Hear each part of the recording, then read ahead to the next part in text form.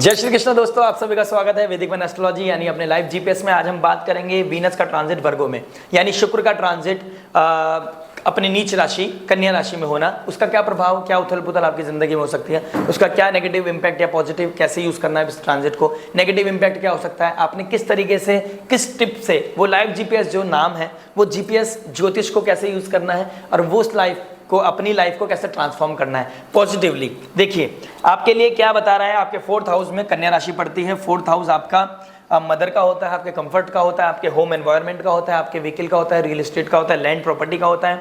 Plus Ketu वहां already बैठते हैं और वीनस का वहां ट्रांजिट हो गया है। क्या बताता है, वीनस आपके किस किस चीज का मालिक है, आपके ये है आपका 5th हाउस का मालिक और आपके 2nd हाउस का, और बेटा कहाँ है 4th हाउस में। तो ये इसको हम बोलते हैं मोक्ष त्रिकोण। 4th हाउस, 8th हाउस और 12th हाउस ये मोक्ष कारक होते हैं।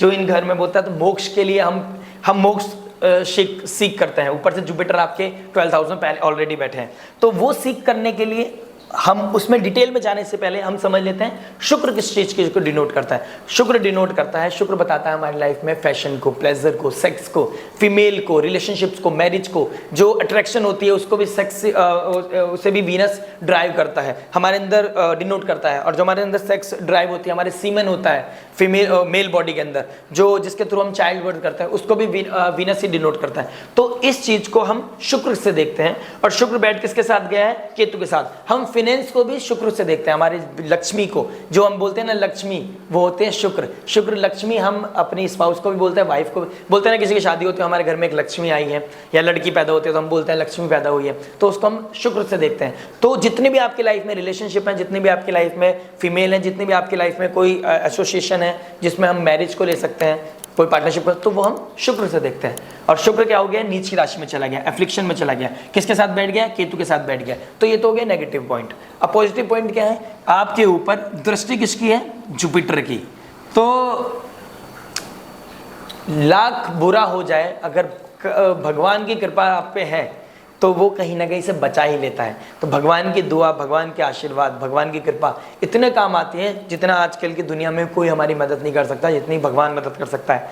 तो यहाँ पर हमें इस रिलेशनशिप को कैसे बचाना है। 4th हाउस डिनोट क्या करता है, मैंने आपको ऑलरेडी बता दिया है। अब मेजर इंपैक्ट इस पर पड़ने वाला है। अगर आपकी कुंडली में नेटल चार्ट में पहले से ही वीनस इसी राशि में बैठे हैं, जिसको हम बोलते हैं कन्या राशि, अगर कन्या राशि में पहले से ही वीनस का बैठा हुआ है, तो अब हम इसको कैसे देखेंगे। शुक्र के ऊपर से चले जाना, केतु का उसके ऊपर बैठना। समझ लीजिए आपने पास्ट लाइफ में या अभी अगर 30-40s में, तो आपने पास्ट इस लाइफ में भी कुछ ऐसे कर्म करे हैं जिसका अब जस्टिफाई होना है, जिसमें अब आप कोर्ट के आप कटघरे में खड़े हो गए, उसका कार्मिक बही खाता खुल गया है और आपको उसी हिसाब से रिजल्ट मिलेंगे। लेकिन भगवान की कृपा फिर भी आपके साथ है। अगर आप ये वीडियो देख रहे हैं ना, वो इंटेलिजेंस आपको जरूर मिलेगी, वो टिप आपको मिलेगी थ्रू भगवान की कृपा। तो वो जुपिटर आपको क्या करना है, एक मौका है। देखो नेचर की ना एक नियति है, एक नियति होती है कि आपको कुछ भी होने से पहले एक मौका फिर देता है कि शायद इस बच्चे को बुद्धि आ गई हो, वो दिमाग आ गया हो, किस तरीके से रिएक्ट करना है या किस तरीके से रिस्पॉन्ड करना है, रिएक्ट करना है, रिस्पॉन्ड करना है, ये आपको भी इंटेलिजेंस आता है, वो भगवान की कृपा से आता है। इस ट्रांजिट को पॉजिटिवली कैसे यूज करना है वो भी हमें थ्रू जुपिटर पता चलेगा। मार्स की भी चौथी दृष्टि से वो अपने 4th हाउस को देख रहा है। मार्स किसको, 6th हाउस को, पेंडिंग कर्मा को डिनोट करता है, आपके गेन्स को डिनोट करता है। तो इसका पॉजिटिवली कैसे यूज करना है जुपिटर और मार्स का, वो हम आपको अब बताएंगे, डिटेल में बात करेंगे। लेकिन उससे पहले एक चीज बता दूं, अगर आपने लाइक नहीं किया, कमेंट नहीं किया, सब्सक्राइब नहीं किया तो सब्सक्राइब कर लें। और अगर आपका जन्म नक्षत्र उत्तरा फाल्गुनी, चित्रा नक्षत्र या हस्त नक्षत्र है तो आप पे मेजर इंपैक्ट दिखने वाला है। क्यों, उत्तरा फाल्गुनी नक्षत्र को सूर्य देव रूल करते हैं, उनके गॉड सूर्य देव है। हस्त नक्षत्र के मून है, चंद्र देव है। और आपका अगर चित्रा नक्षत्र में पैदा हुए हैं या फिर आपका चित्र नक्षत्र में अगर वीनस का प्लैनेट है, वीनस बैठे हुए हैं ऑलरेडी, तो उसको मंगल देव डिनोट करते हैं। तो अगर आपकी दशा अंतरदशा चंद्र की, सूर्य की, मंगल की या शुक्र की चल रही है तो आपके ऊपर अधिक प्रभाव देखने को मिलेगा। आइए बात कर लेते हैं ब्रीफ में कि आपके ऊपर किस चीज से कैसे बचा जा सकता है। 4th हाउस में केतु और वीनस, आपके होम एनवायरनमेंट बहुत सही नहीं दिख रहा है, मदर के साथ आपके रिलेशनशिप उतनी ज्यादा सूदिंग नहीं दिख रही है, डिस्कम्फर्ट आ रखा है लाइफ में, व्हीकल खराब हो रखे हैं, आपको गाड़ी बदलने का मन कर रहा है, आप नहीं कर पा रहे हो, या फीमेल के साथ आपकी लाइफ में बहुत घर में आते ही एकदम से मूड ऐसा हो जाता है कि बस लड़ने का मन करता है, वहीं आप अपना वीनस खराब कर रहे हो। दिक्कत आ रही है, वो रिलेशनशिप डिस्कम्फर्ट आ रहा है। वीनस अगर खराब हो जाता है तो क्या होता है, हम जो सुख होता है ना, जिसको हम, जैसे मैंने बोला सेक्स ड्राइव या किसी तरह का प्लेजर, वो हम अपनों में नहीं, वो हम दूसरों में ढूंढने लग जाते हैं और वहीं वीनस खराब हो जाता है। ऊपर से केतु के साथ बैठा है, जब वो, अगर आप गलत कार्य करोगे तो आप इमोरल एक्टिविटीज करोगे, अपनी मोरल वैल्यूज को नहीं समझोगे, आप डिग्निटी के साथ नहीं रहोगे, आप ठीक कार्य नहीं करोगे, अधर्म पे चलोगे, तो क्या होगा, जुपिटर खराब हो जाएगा, जुपिटर कोई हेल्प नहीं कर पाएगा, वीनस खराब हो जाएगा। केतु तो बैठा ही है कट करने के लिए, केतु ऑलवेज कट, केतु का तो एक ही काम है, उसके पास दिमाग नहीं है, उसका तो धड़ है, उसके पास सर नहीं है। राहु का सर है, केतु का धड़ है। वो कहता है डिटैच, वो मोक्ष के लिए आया है और मोक्ष त्रिकोण में ही बैठा है। आपका मोक्ष त्रिकोण एक्टिव हो रखा है इस समय, तो आपने किस तरीके से बचना है।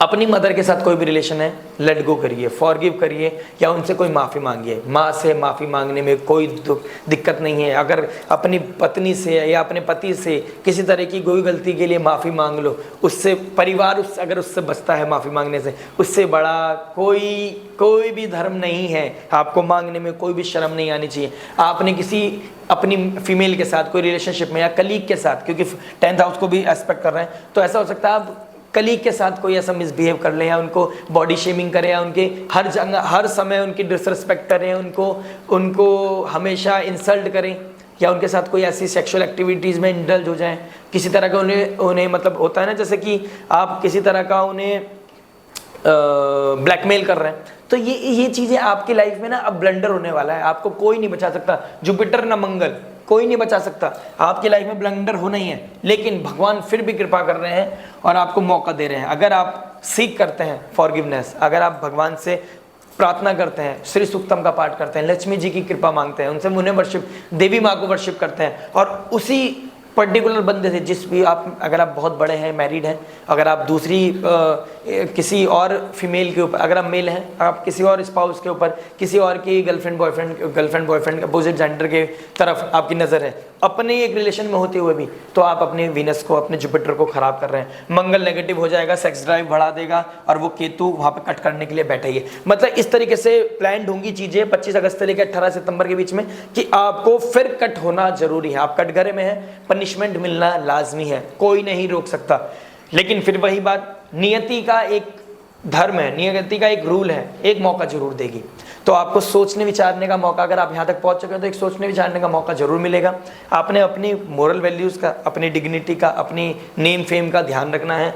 किसी कलीग को डिसरेस्पेक्ट नहीं करनी, फीमेल को डिसरेस्पेक्ट नहीं करनी, किसी के साथ कोई एक्स्ट्रा मटेरियल अफेयर नहीं करना है, किसी के साथ कोई सेक्स ड्राइव नहीं बढ़ानी, किसी के साथ लिंक्ड नहीं होना है, अपने ऊपर कंट्रोल करना है, साधना में लगना है, संयम नियम करना है, और अपने 4th हाउस, अपने कंफर्ट जोन को ध्यान रखना है, अपनी मदर के साथ रिलेशन अच्छी रखनी है, स्पाउस के साथ घर एनवायरनमेंट को ठीक रखना है, श्री सूक्तम का पाठ करना है, देवी माँ को वर्शिप करना है। अगर आप ये करते हैं, और अगर आप चैंटिंग करते हुए, वर्शिप करते हुए भगवान से श्री सूक्तम, अष्टलक्ष्मी वास्तु के रूप में भी हो सकती है, अष्टलक्ष्मी आपके घर के रूप में भी होते हैं, अष्टलक्ष्मी आपकी पत्नी के रूप में भी हो सकती है। अगर आप उससे किसी तरह को खराब करते हैं, पत्नी के साथ इंसल्ट होना, घर में गंदगी रखना, या आप किसी तरह का होम एनवायरनमेंट, या अपने प्रोफेशन में कलीग, फीमेल कलीग्स का, या अपने किसी भी, आप फीमेल हैं, मेल कलीग का अगर आप डिस्टर्बेंस करते हैं, उनकी इंसल्ट करते हैं, उन्हें कुछ नहीं समझते, या फिर मेड के साथ प्रति आप नज़र रखते हैं, गंदी नज़र रखते हैं मेड की तरफ, या आप उनकी किसी तरह की कोई इश्यूज़, मतलब किसी तरह की गंदी नज़र, या उनके साथ कोई रिलेशन बिल्ड करना चाहते हैं, तो हो सकता है कि वो आपको ब्लैकमेल करे आने वाले समय में। हो सकता है कि आपको वो कार्मिक हो जाए, और कार्मिक होने के बाद आपकी लाइफ में ब्लंडर हो जाए। तो आपको इन चीज़ों से बचना है। ये गाइडेंस आपके लिए बहुत हेल्पफुल रहेंगी। आपने 4th हाउस को ठीक करना है, मोक्ष लेट गो करनी है। अगर कोई ऐसी सिचुएशन भी आ रही है ना, तो साधना के थ्रू जुपिटर की हेल्प और मार्स के, मंगल आपको वो ऊर्जा देंगे जिससे कि आप साधना कर पाए। साधना के थ्रू आपके पास वो पॉजिटिव हो रहा आएगा, वो आपके पास इंटेलिजेंस आएगी। इंटेलिजेंस जैसे ही आपका कॉन्शियस सबकॉन्शियस माइंड रेस करेगा, आप अपनी लाइफ में वाइब्रेशंस को बढ़ाओगे, शुक्र को पॉजिटिव ऊर्जा दोगे, केतु की एनर्जीज को कम करोगे, तो आपकी लाइफ में पॉजिटिविटी आएगी, ग्रेस आएगा। आपने बस क्या करना है, उनसे फॉरगिवनेस मांगनी है, आपने ग्रेटिट्यूड शो करना है, लेट गो करनी है इमोशनल बैगेज। अगर आपके साथ ऐसा कुछ हो रहा है तो आपने लेट गो कर देना है इमोशनल। आपको कोई किसी ने थप्पड़ मारा और आप सोचो मैं भी थप्पड़ मार के ही, या फिर उनसे मेरी इंसल्ट करी, मैं भी इंसल्ट करके उससे बदला लूंगा या लूंगी, कार्मिक बैगेज नहीं बढ़ाना है, उसको जीरो करना है, उस बैलेंस को जीरो करना है, लाइफ में आगे बढ़ना है, प्रॉस्पेरिटी गेन करनी है, लाइफ में अबंडेंस चाहिए, आप में आशीर्वाद, वो कृपा चाहिए, वेल्थी बनना है, वेल्दी हेल्थ वाइज भी, mental health, emotional health wise भी, फाइनेंस वाइज भी। श्री सूक्तम का पाठ कीजिए, देवी माँ का कवच का पाठ कीजिए। माँ से इन रिटर्न कुछ नहीं मांगना है, मांगना क्या है, मुझे माफ़ करें। वो शरणागति दिखानी है हर उस व्यक्ति के प्रति, बचपन से लेके अब तक, आज तक की एज में आपने किसी फीमेल को डिसरिस्पेक्ट किया है, उनकी तरफ गंदी नज़र रखी है, उनके साथ कोई गलत हरकत की है, तो उनसे माफ़ी मांगनी है, प्रार्थना याचना यही करनी है कि मुझे क्षमा करें उस गलती के लिए, और मुझे वो बुद्धि दें कि मैं उस कर्मा को किस तरीके से ख़त्म कर सकूं और अपनी लाइफ में एक नई डिवाइन लाइट, वो दीपक ढूंढ सकूं कि मुझे अंधकार से उजाले की तरफ, प्रकाश की तरफ, भगवान की तरफ, मोक्ष की तरफ ले जा सके, और आप इस ट्रांजिट को पॉजिटिवली यूज़ कर सकें। सब्सक्राइब कीजिए, लाइक कीजिए, कुछ समझ ना आए तो कमेंट कीजिए, हम आपसे ज़रूर कनेक्ट करेंगे। टिल देन नमस्ते, मिलते हैं नेक्स्ट वीडियो में। राधे राधे।